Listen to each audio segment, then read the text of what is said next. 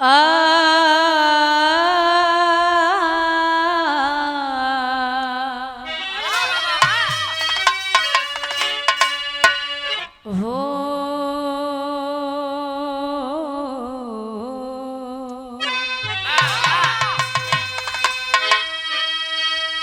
नमो नमो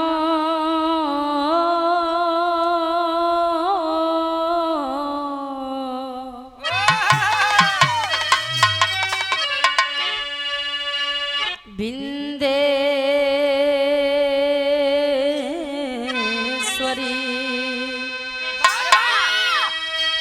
नमो नमो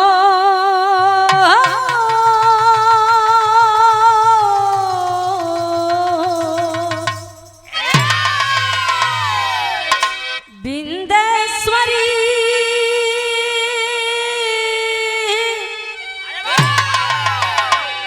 मां नमो नमो जगदम्ब भक्त जनों के कार्य हितमा अरे कर दिखा विलंब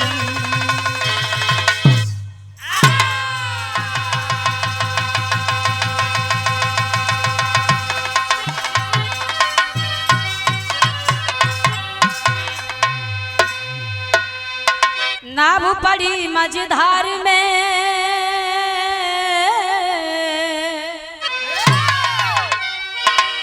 तो अब नाव पड़ी मझधार में पतवार दे मां सरस्वती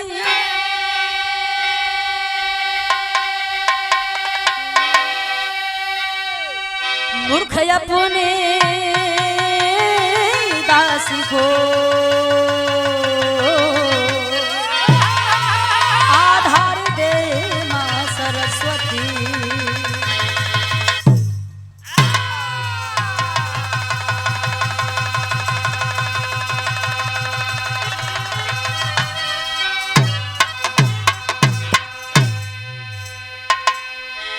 नमो आदिदेव मुदया सिंधु दाता अब नमो आदिदेव मुदया सिंधु दाता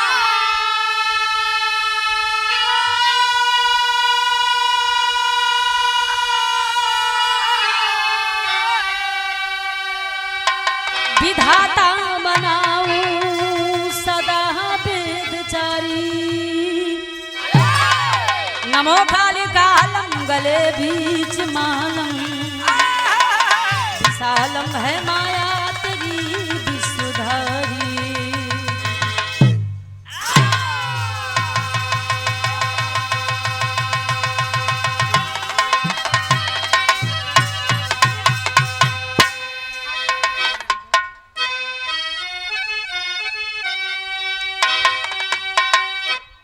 मात शारदा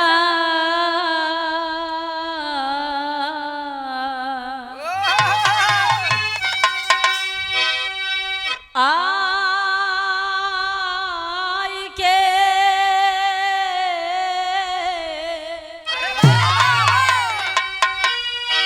मात शारदा आई के काट पाव जंजी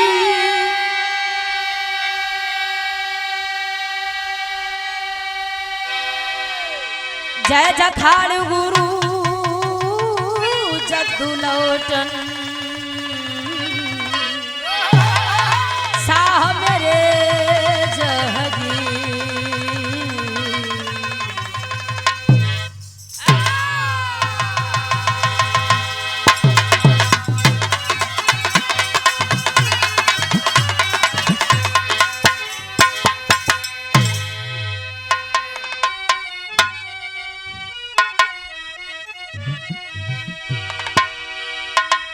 बड़ी ही सुंदर पावन ऐतिहासिक सरजमी घुगली चीनी मिल की सरजमी पर बैठे हुए आप सभी बुद्धिजीवी बुद्धिमान समझदार बड़े सुलझे हुए व्यक्ति हैं आप लोग। कितनी शांति है, बहुत क्या वातावरण है इस समय। क्या शांति है। वाकई में आप लोगों की शांति में थोड़ा सा खलल हो रहा है। इन लोगों की, भैया लोगों की शांति में, शांति में थोड़ा सा विघ्न पड़ रहा है इन लोगों के शांति में। तो मैं गायिका प्रियंका माधुरी प्रयागराज की पावन सरजमी से आप सभी लोगों को प्रणाम करती हूँ। सभी से राम राम, जय श्री कृष्ण। बारे बहादुर, आप सभी लोगों को नमन करते हुए आप सभी लोगों का स्वागत वंदन अभिनंदन करती हूँ। और यहाँ पर जो प्रशासन के लोग भी हैं, आप लोगों का भी हम आप बहुत तहे दिल से स्वागत वंदन अभिनंदन करते हैं। आप लोग देश के रक्षक हैं, उत्तर प्रदेश के रक्षक हैं, एक एक जिले के रक्षक हैं, पोस्ट के रक्षक हैं। अब हम का गिनाई दें। आप लोगों के हाथ में सारी बागडोर है, जैसा चाहे वैसा न चाहे। थोड़ा सा पब्लिक को कष्ट ना दें, उधर से बार बार रिक्वेस्ट आ रही है। और पब्लिक कितनी अच्छी से बैठी हुई है, ऐसा पब्लिक तो हम कतहू नहीं देखा। बड़ा देखू तो जिंदगी में पहली बार। अरे बारे भैया, तुहार आँखें बड़ी तेज बा, ये बंद ना होए भाई, हम अपन काम जारी रखो, ठीक बा।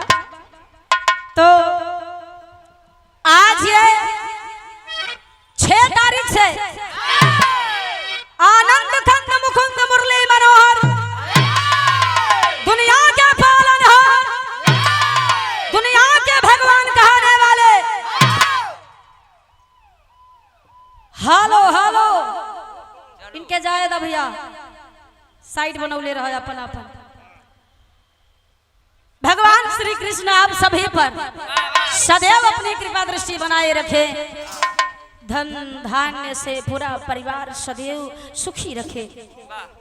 तो बाबूजी, जन्माष्टमी का ये उत्सव 6 तारीख से लोग मना रहे हैं, आज भी मना रहे हैं और कल भी मनाएंगे। जहां पर नहीं हो पाया है, ये पूरा महीने मनाएंगे। तो इस कमेटी में जो भी कार्यकर्ता गण हैं, जो भी सहयोगी हैं, आयोजक है, निवेदक है, मैं आप सभी लोगों का अभिनंदन करते हुए गीत का शुरुआत करने जा रही हूँ। खैर इंसान मैं भी हूँ, इंसान आप भी हैं। अगर हमरा से कोनो त्रुटि हो जाए तो नादान समझ के लाइट बुझा दिया भाई। पागल हुआ, लाइट बुझिया तो का होई। सब अपन अपन काम कर ले, जूता चप्पल तो बदल ले। इन्हों अपने जगह ठीक हुआ, अक्सर भीड़ में ये होला।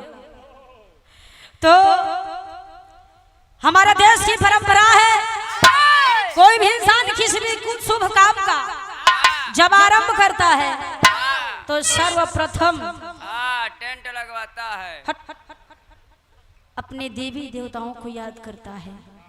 जैसे कोई राम का पुजारी तो कोई श्याम का पुजारी।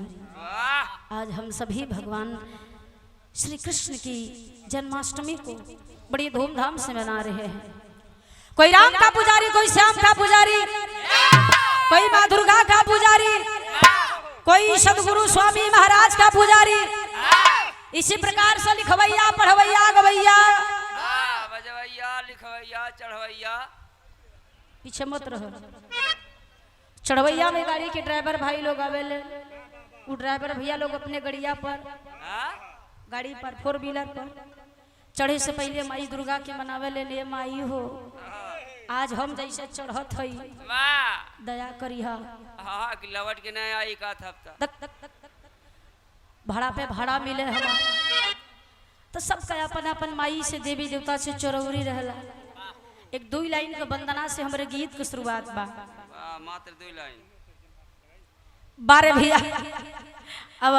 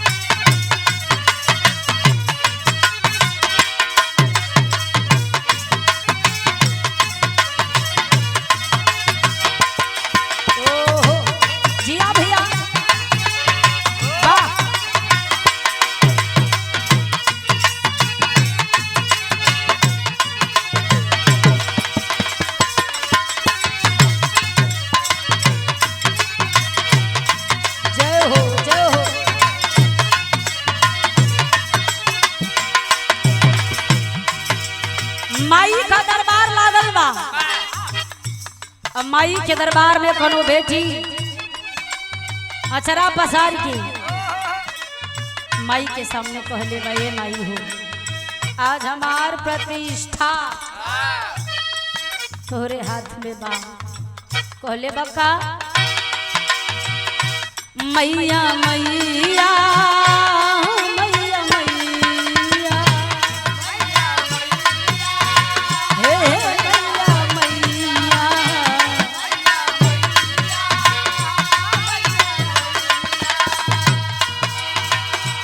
हे मैया हो आजा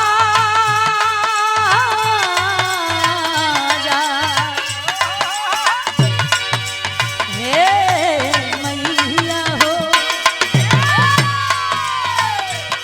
बीड़ा वाली मैया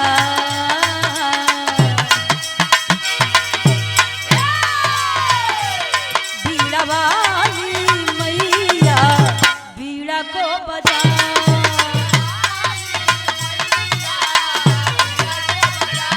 जय हो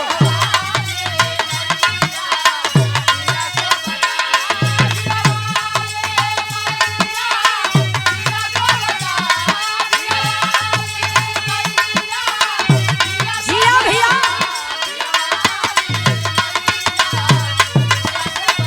क्या बात है।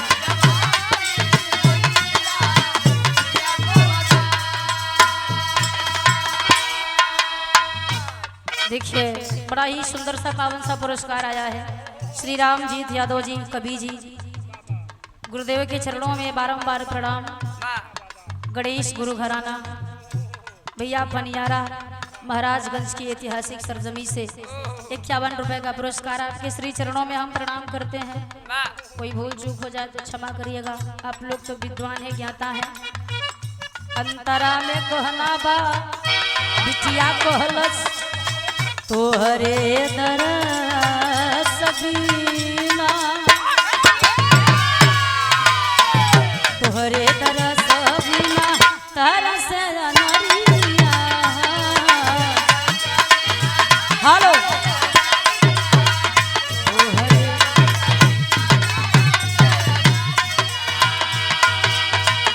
मैया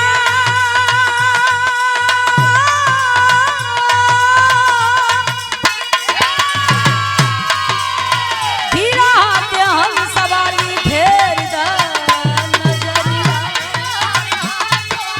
फेर दा नजरिया।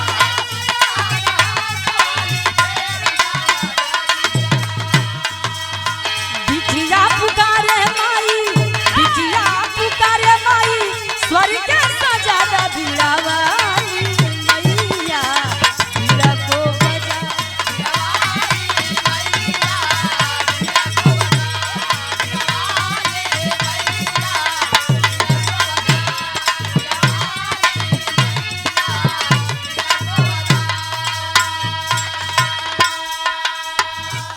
थोड़ा थोड़ा आप लोग कष्ट कर लीजिए, ये कष्ट आप लोगों को नहीं हम लोगों को भी हो रहा है, परंतु क्या करें।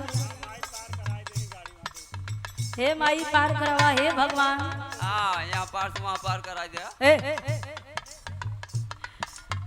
अगली लाइन में कहना हो भैया माई से बिटिया कहल से माई तोर महिमा बड़ी है परम्पार बा जेके चाहे लो बनावे लो माई। कहना बाका जाने दीजिए भी आराम से। रहिया अनहार माई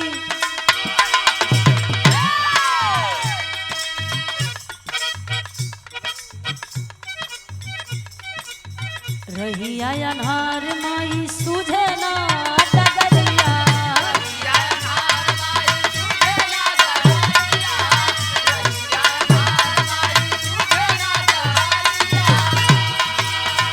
अरे नैया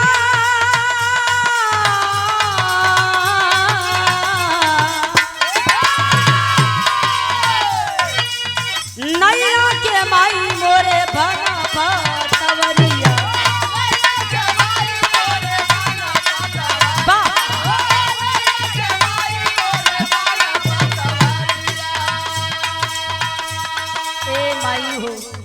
ये दुनिया में तोहरे सिवा कहू सहारा नहीं बा, हमार लाज बचावा माही।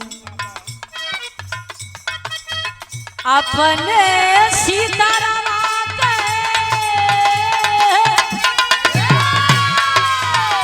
अपने सीताराम के तारा झलका दिया वाली मैया बिड़ा को बजा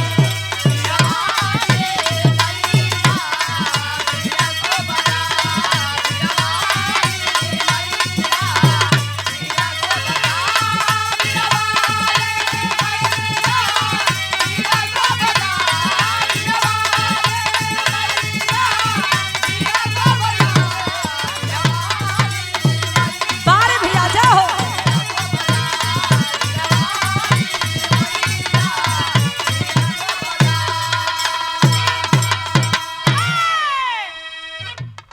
माई की वंदना है एक हम जितने करब उतने कम पड़ी।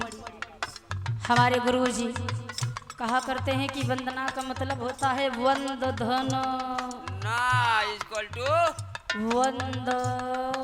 ना ये वंदना बंद होने वाली चीज नहीं है।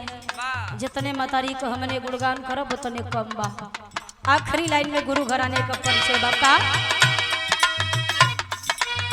जय जखाड़ गुरु जद्दू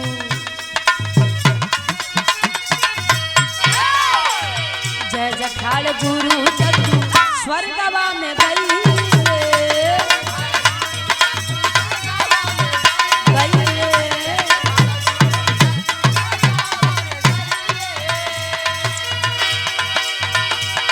राजेंद्र परशुराम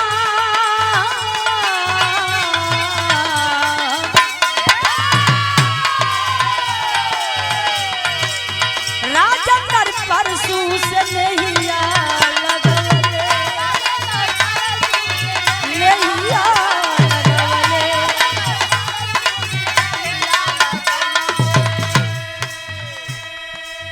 हमारे परम पूजनीय गुरुदेव जो ईश्वर की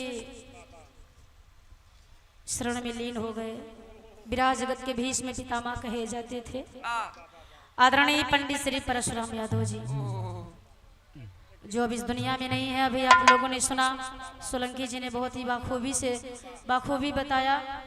और हमारे गुरु जी जो परशुराम यादव जी थे, उनके दिल में रहने वाले कवि, इकलौते कवि, और इनके दिल में रहने वाले, मेरे अखाड़े में कलाकार तो बहुत हैं, लेकिन इनके दिल में इनके करीब रहने वाले अगर कोई बिरहा के गायक थे तो पूजनीय गुरु परशुराम यादव जी थे।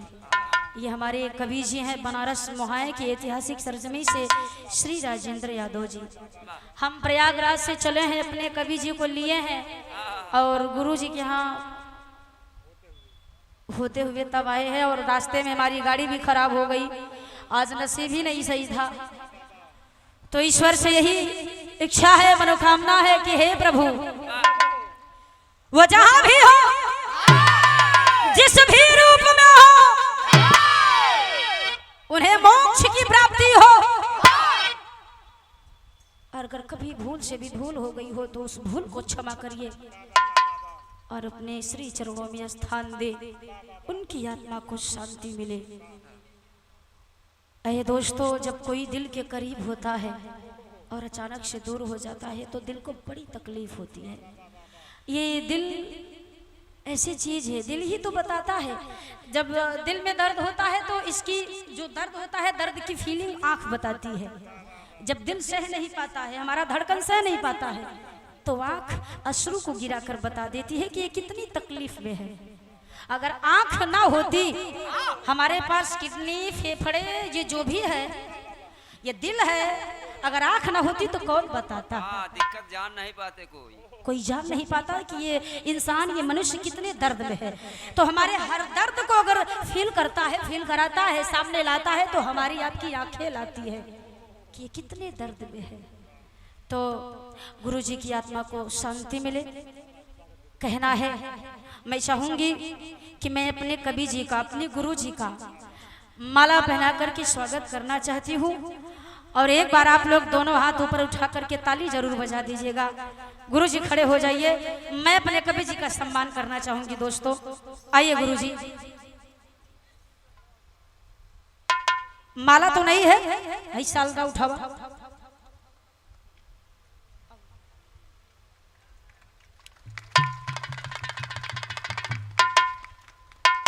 ये गुरुदेव परशुराम यादव जी, इनकी लेखनी गाते थे बाबू। और देखिए मरने से पहले 3 घंटे इनके साथ बिताया था और रात में बिरहा गा करके गए थे। एक दिन पहले बाबूजी बिरहा गाए और जिस दिन उन्हें जाना था उसी रात को गुरुजी को बुला करके, गाड़ी को जाने दीजिए, कहाँ यातायात बाधित होत रहा, बिरहा बाधित होत रहा।